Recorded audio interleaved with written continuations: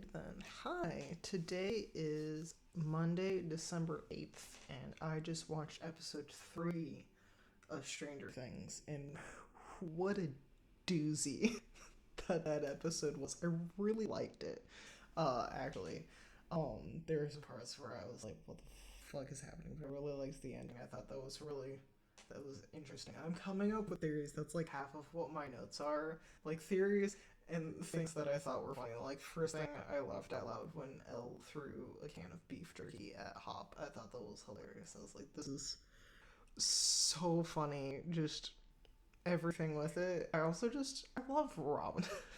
Like the previous episode, yeah, but like also this one, just I love how just neurodivergent she is, and just how it puts in, like at one point when she's in the car talking to Joyce and she's like, we should leave a note next time, and Joyce just gave her this look like, really? And she's like, sorry, like my mom tells me that I'm terrible at expressing normal sounds and normal opinions. And I was just like, I love it so much. I love Robin. um and then within that scene itself, like Will finally standing up for himself against his mom, like, because I understand where Joyce is coming from. Like the whole reason why this show exists in the first place is because Will got kidnapped by a Demogorgon, but like his mom is so overprotective. Like essentially from the moment he gets found, like to now, it's like she's so overprotective, which like makes sense. Like that's her baby. Like she even states later on in the episode where it's like she thinks she's a terrible mom. Like she didn't notice that her own kid was missing for 8 whole hours. So it's like it's like understandable, but at this point, like I don't, how old is he? He's supposed to be like 16, I think, in the season, and it very much is like, is he an adult? No, but like I think he, at least in terms of experience, can understand what he's talking about a bit better than she can when it comes to what's going on. Like he can see through Vecna's eyes and through his mind, through other people's eyes and mind, about what's happening, and like her plan to just sit it out and like wait for Hopper to like miraculously contact them was just a terrible plan. It was a shit plan. So I'm like, yay for Will for like standing up for himself and being like, hey, this was a garbage plan, and like here's a better one. In terms of that though, I hated the entire plan that the crew came up with. Like, I was like, kidnapping a child. I was like, they wanted to kidnap a child. They wanted to steal drugs from a hospital, um, drug an entire family, and then kidnap that entire family. And I was like, it's just a terrible, terrible plan. I hated it every step of the way. I was like, great, everybody looks like a badass. It's a terrible plan. And like, lo and behold, at the end, it still stayed a terrible plan, because I was like, well, the Demogorgon's gonna find out where the kid is and then still go after the kid. Like the plan is foiled, so it doesn't really help it. I was just like, it's a terrible plan, and I hated it all the way through. I was just like, no, I can't stand like things like that, like things where I'm like, I know it's gonna end horribly. It's just like, it brings me so much anxiety, and I was just like, I hated it through and through. I was like, kill me now. Like the entire scene of Erica drugging the family, I was like, I hate it. Like, great, Erica's a badass, but like she's like way too on board at the same time of drugging this entire family, and it's bonkers. I was like, I hate it. I hate it so much. Going back through my notes though, I wrote down after Henry tells Holly not to go into the forest, I was like, she's gonna go into the forest, and lo and behold, she goes into the forest. Wow, it's a miracle. We all kind of knew that was gonna happen. And then I have a note about the anti-L weapon, which like it makes sense that like they've found a way to sort of deter her. Like they chalk her up to be this giant villain, so like obviously they have a way to deter her and like essentially make her powerless and stuff like that. Like it thoroughly makes sense that like what I'm guessing is like some kind of machine that sends out some form of frequency that messes with her brainwaves would like cause her a lot of pain and like prevent her from doing anything and make her collapse and stuff like that. So I thought that was a really interesting uh thing to bring in. And then the wormhole lecture in Erica's class, I have a feeling that that's, you know, I feel like Stranger Things is not very subtle with a lot of their like teachings when it comes to school. I have, like the wormhole lecture. I wonder if where Holly's at is gonna be a quote unquote wormhole. Like, wow. Let's learn about wormholes now. What we are seeing a wormhole? I wonder. So I was like, wow, that's very on the nose, which like they've never been subtle about. But yeah, and I laughed out loud because they addressed the shitty bowl cut. The conversation between Robin and Will in the hospital, where she was like, "I knew that was your crabby bowl cut," and he's like, "Yeah, they're not really in style anymore." I was like, "Yes, can we please get rid of the bowl cut that the entire internet has been essentially making fun of him for since season one? Is just Will and his terrible bowl cuts." I will say that this season's bowl cut is probably the least horrifying out of all of them, but I was like, bowl cuts are not. They just don't look good, especially for him. So there's that. And then they had a gay talk, which made me happy. I was like, yay, we get our kind of gay talk where it's like, Will's got a friend. Will's got a friend who's gay, and now he can ask all of his gay questions. And I was like, yay. Good for Will. I truly loved that for him. I was like, yes, he needs it. He needs a friend that I know like Jonathan knows, and Jonathan's very supportive of his brother, but like Will definitely needs someone who like sort of understands the experience that he's going through, and I'm glad that he has that through Robin, where it's like someone else who is also gay who can like, I wouldn't necessarily say like guide him, but still sort of like give him prompts and ideas on like what to look for in other people when it comes to like figuring out like is that person also gay or like trying to figure that out. Like, good for Will. Like he needs that kind of relationship with somebody else that can sort of like help him, bring up those topics, because he just like, as much as Jonathan wants to support him, he can't have that kind of conversation with Jonathan because Jonathan's straight and doesn't really understand as much stuff like that. And speaking of Jonathan wants to propose to Nancy, and I was like, I don't care. I really don't care about the whole Jonathan, Nancy, Steve saga. I don't care about any relationship with Nancy. I'm over it. I think that's like the one subplot that I'm just gonna want to like shoot myself in the face with every time it like shows up. I'm like, I'm over it. I don't care. I truly don't. I'm just like, I don't care. I'm like, whatever.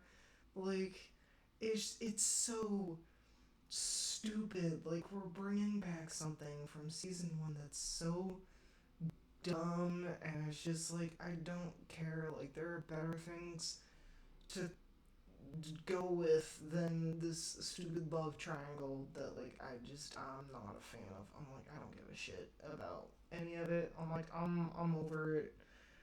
I hate it. In terms of things that I did love, though, I absolutely loved the mind invasion scene of Elle, like, invading that, like, military guy's mind. I thought that scene in general was so cool, where it's, like, it's, like, in the upside down, like, Hopper and the guy in the shitty-looking bus, and then it's, like, Elle in her opposite vehicle, and then it, like, transfers to, like, I want to call it the Mind Palace, but like the Mind Palace, where it's like everything's so pristine and clear because it's all kind of like in a vacuum, where it's like it's a nicer looking bus that's not been like degraded with all the upside down like tentacles and vines and stuff like that, and it's like it's the same setting but like much cleaner, and like Elle walking towards the two of them and her like reaching out and touching the guy's like head to like physically access his mind and stuff like that. And I really liked that, along with her like motioning through his mind to see where everything is. Like, I thought that was really cool. In terms of other things, I don't think Vecna's behind that door. I don't know. It seems too easy. Like, I don't know. I mean, he could be, but like, why? Like, why would they have him behind the door? Like, clearly, I think this like goes along with my theory that Dr. K does not want to kill Elle. Like, I think she needs Elle for something. I don't know what that thing is. Maybe it is to somehow like control Vecna, or maybe they're controlling Vecna to kidnap these kids, but I don't understand why they would do that. But, like, I don't think it's Vecna that's there. I think it might be someone else. I'm not entirely sure. Like, obviously, I'd have to watch more, but, like, that's just a theory. But like, yeah, like, I don't know. I really don't think Vecna's behind that, like, door that Elle can't access. Like, I feel like it'd be something else or anything. Like, I don't know. I'm not entirely sure, but I don't know. It's just it's a hunch with Vecna and his hunches. Um, but yeah, like, it's just a hunch. Like, I don't think he's the one behind the door. I think it's somebody else, or I think it's like something entirely different. Um, so yeah, and then I chuckled with the chainsaw that Steve gets, because I was like, he gets a new weapon. I mean, they only use it to, like, cut open the floor of this house that they thoroughly wrecked. I'm like, God damn it, that's another thing. That's another illegal thing. They breaking and entering, destroying property, all that stuff. But I was like, I hope he is now upgraded from Nailbat to Chainsaw in terms of beating the shit out of Demogorgons. I was like, I would love that for him. It would bring me so much joy to just watch Steve Harrington, like, Evil Dead his way through a bunch of Demogorgons. Like, it would be wonderful to watch that happen. I would laugh so hard, and I would appreciate it so much. What else did I have in here? Oh yeah, Rockwall is in the mind.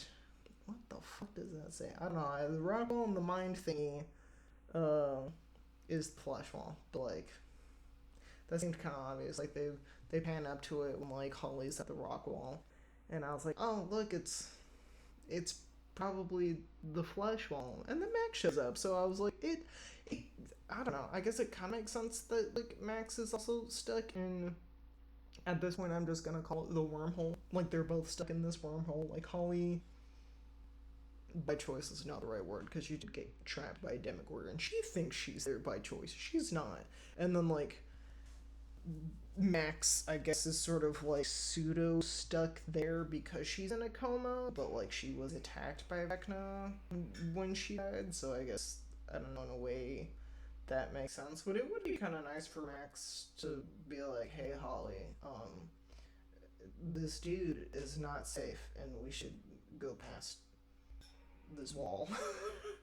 I'm not sure. But I don't know. I thought that was interesting. I'm very excited to watch the next episode. Like, my sister's been, like, hounding on me. She's like, you gotta watch these episodes. And I was like, I gotta do my finals first. But I'm very excited. I'm like, yes, must watch more Stranger Things. But I was just like, oh my gosh, like,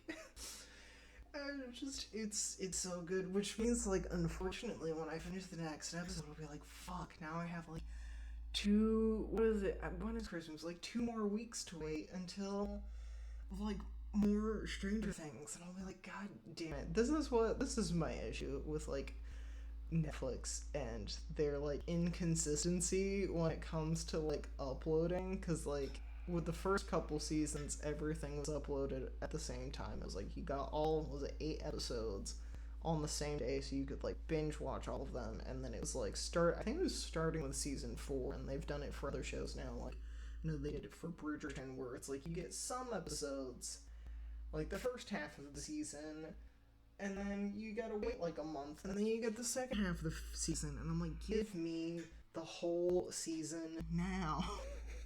I'm like, just give it to me. I just want it. Or it's like with other shows where they're like, we're gonna upload it weekly, and I'm like, just give me the show. God damn it. I'm like, why? And then other shows, they just upload everything all at once. I'm like, just give me the show. Make it consistent. My God, it's so annoying. Cause I'm like, I don't know. Cause I'm a person. I'll be honest. I wait until the show's completely out before I start watching it. I'm like, unless I'm truly invested in a show, and I don't remember the last time I watched something week by week, like, actually waited. I think I did it for the first season of The Mandalorian, which was a really long time ago. But I don't think I did it at all. I did it for Clone Wars. So, like, season 7 of Clone Wars, I watched it every single week, but I don't think any of the other Star Wars shows I did that for. I think I waited until. Oh no, that's not true. Last year I did it for Skeleton Crew. So I did watch Skeleton Crew week by week when it was releasing, but like other than that, like I don't do that. I normally wait until the show's completely out because I'm like, first off just don't have the time. Like usually I'm just busy, or it's like I do not stay up late. I'm not a late person. I wake up early in the morning. I had a job that made me wake up at 4 a.m. So like I'm very much a morning person, and I'm like I don't want to like stay up late to watch TV. So I very much am like I'm just gonna wait until the weekend and binge like a show or something like that for like a day or two. And I'm very much that person. Like I do it all the time. That's why I'm so behind on so many shows. It's just because I'm like, I'll wait it until it's out. And it's like I still haven't watched Dune Prophecy. I really want to do that. I mean, like it. Welcome to Derry hasn't been out for that long, but like I haven't started it. I haven't watched The Last of Us season 2 yet. Like I'm so behind on shows, which you'll probably get reviews for, just because I'm like, hi, I'm really late to this, but like here are my thoughts and opinions because why the fuck not? But I'm just very much with that. It's like the same way. So it's. I mean, I wouldn't necessarily say that I'm watching this week by week because it's show's been out for like almost 2 weeks now, and I'm just now getting to it essentially. But like, I'm still more on top of it in the fact that I like once I'm done with the next episode, I have to wait for the next. What was it like? I don't know how many episodes are in the season, like 2 to 4 or something like that, for like the next chunk of episodes to come out, and then I'm like, I hate the waiting game. Why did I agree to this waiting game? It's because my sisters wouldn't shut the fuck up. That's why. But like, yeah, I mean, I was intending on watching it when it came out anyways, but I never do that anymore, and I'm like, now I remember why. It's because I hate waiting. I hate it so much. I prefer to just binge, because I'll usually just put something on in the background and call it a day. But yeah, I guess enough with my ramblings. I hope you enjoyed this. I think maybe about 10 minutes of that was me actually talking about this episode. But I hope you enjoyed it. I'll get to the last episode fairly soon, I think. Unless I just really want to procrastinate on my last paper. But yeah. So, yeah, thanks for watching or listening if you just play this in the background or anything like that. And yeah, bye-bye.